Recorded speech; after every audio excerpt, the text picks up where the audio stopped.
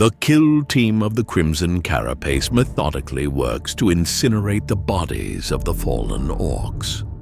Flames dance in the dimly lit chamber, casting eerie shadows on the blood-soaked walls. The smell of burning flesh mingles with the acrid scent of oil and metal, a stark reminder of the brutality of their mission. Brother Nersus Ged, the Primaris Eliminator, stands guard, his sniper rifle at the ready. His keen eyes catch movement in a narrow corridor to the north. Two small grots are dragging a net full of stick bombs, their beady eyes glinting with malice. One of them notices Nersus and fumbles with a stick bomb, pulling out the pin. It's them fat Sumies. The grot screeches in broken Low Gothic. Nersus doesn't hesitate. He aims at the grot's wrist and pulls the trigger. The shot is precise, blowing the grot's hand clean off. The stick bomb drops, rolling towards the net. A split second later, it detonates, sending a shockwave through the corridor. The explosion kills the grots and causes the corridor to collapse, blocking their escape route. With the northern corridor blocked, the kill team heads back to the main corridor. They choose a narrow corridor leading to the south. Moving with practiced efficiency, they make their way to a door at its end. Brother Sarpenthis, the Primaris Intercessor, takes point. He kicks the door open with a powerful strike, revealing a large meeting chamber on the other side. Inside the meeting chamber, a grim assembly awaits. 10 orc boys, 2 Ardnobs, and a towering Meganob rise from their seats at a large, battered meeting table. The air is thick with the stench of orc filth and crude machinery.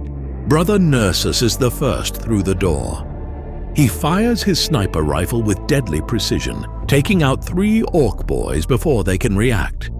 Brother Lucais Danit, the team's apothecary, follows, firing his master-crafted plasma pistol.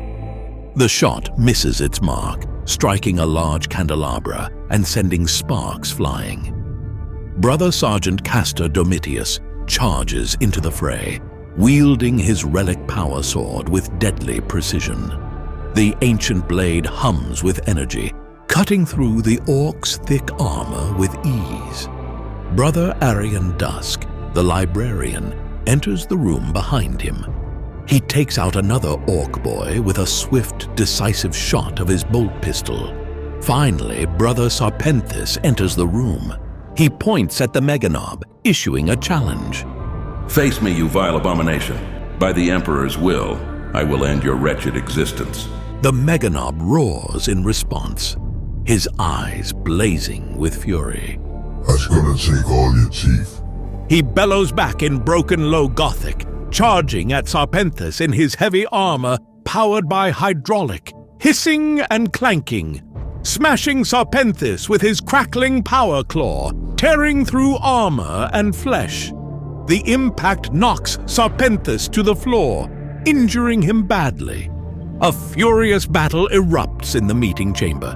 Brother Sergeant Castor Domitius fights the Ardnobs with relentless fury, dispatching them both but sustaining injuries in the process.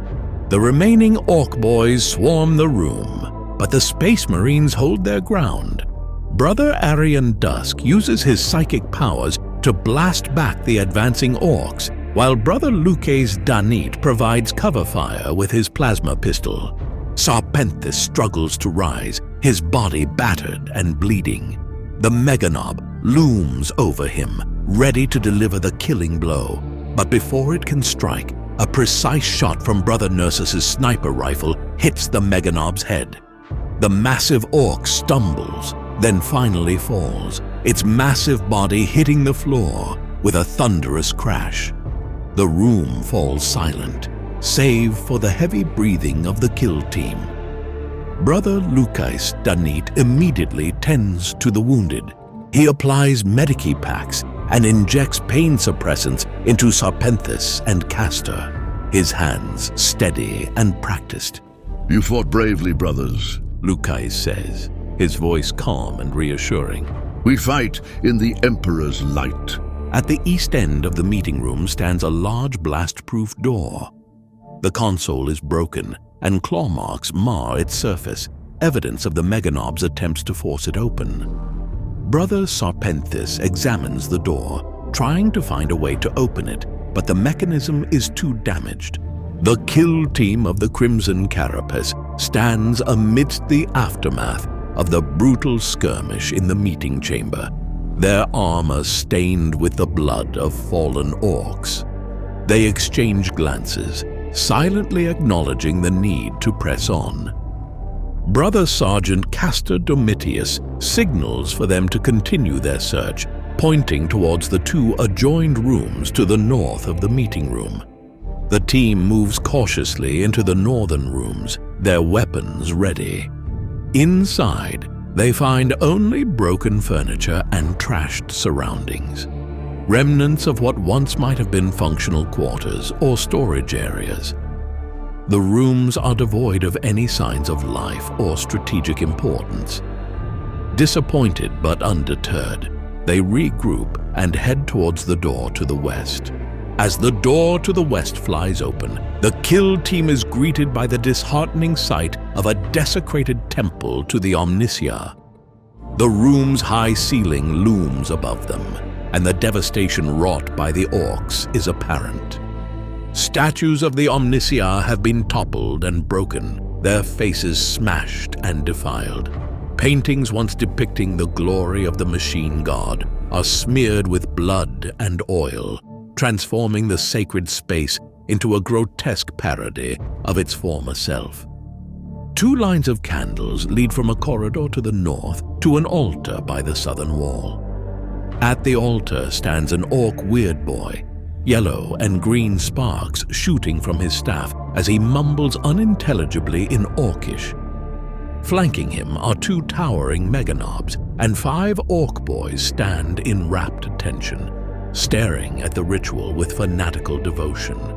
Without warning, the orcs erupt into action, their guttural war cries echoing through the temple. Castor quickly assesses the situation and commands the kill team to form a choke point at the door. The Space Marines respond with disciplined precision, creating a formidable barrier that the orcs must breach. The orcs rush forward, trading fire with the kill team. Bolter rounds and plasma bolts fly through the air, finding their marks in green flesh and crude armor.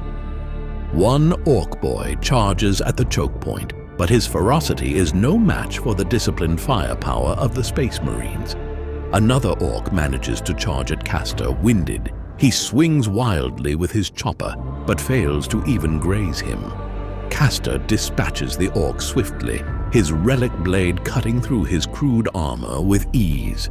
Brother Nursus takes aim at the first Meganob, his sniper rifle lining up a critical shot. He pulls the trigger, and the bullet finds the Meganob's jugular, spraying orc blood far and wide. The massive beast collapses, its life extinguished in an instant. Meanwhile, Brother Arion focuses his senescience, sensing the unholy power the Weird Boy is attempting to wield. The Weird Boy is casting Da Jump, a spell intended to teleport a greater orc force down to the moon from the orc dead knot. Recognizing the imminent threat, Arion channels his psychic energy and casts Deny the Witch. The counterspell hits the Weird Boy with the force of the Emperor's wrath, stopping the spell cold. The Weird Boy is first confused, then enraged by the interruption. Brother Luces, seeing the second Meganob advancing, steadies his master-crafted plasma pistol. He fires a well-placed plasma bolt that strikes the Meganob square in the chest. The creature stumbles, smoke billowing from his mouth before falling to the ground with a heavy thud. The Weird Boy, now furious, moves closer to the door, green sparks flying from his staff and eyes glowing with malevolent energy. The light grows brighter and brighter, the Weird Boy's power building to a dangerous level. Suddenly, the energy surges out of control, and with a grotesque pop, the Weird Boy's head explodes, sending a spray of green ichor across the desecrated temple. With the Weird Boy and Meganobs down, only 2 Orc Boys remain. Brother Sarpenthus charges forward, his massive frame a blur of power and fury. He dropkicks them so hard that their chests explode. But the exertion re-tears one of his previous injuries, and he drops his knife. Brother Lucais rushes to Sarpenthus' side, immediately assessing his wounds. It is good to have an apothecary at your back, brother, Lucais says with a reassuring smile as he begins to administer aid. With the immediate threat neutralized, the kill team takes a moment to catch their breath. The desecrated temple stands silent now, the echoes of battle slowly fading. The team's victory, however, is tempered by the realization that the Orcs have caused significant damage to this sacred place. Their mission on Avacrus's moon is far from over, but they have struck a critical blow against the Orc forces. Brother Sergeant Castor addresses his team, his voice resolute. We have done well here, brothers. But our task is not yet complete.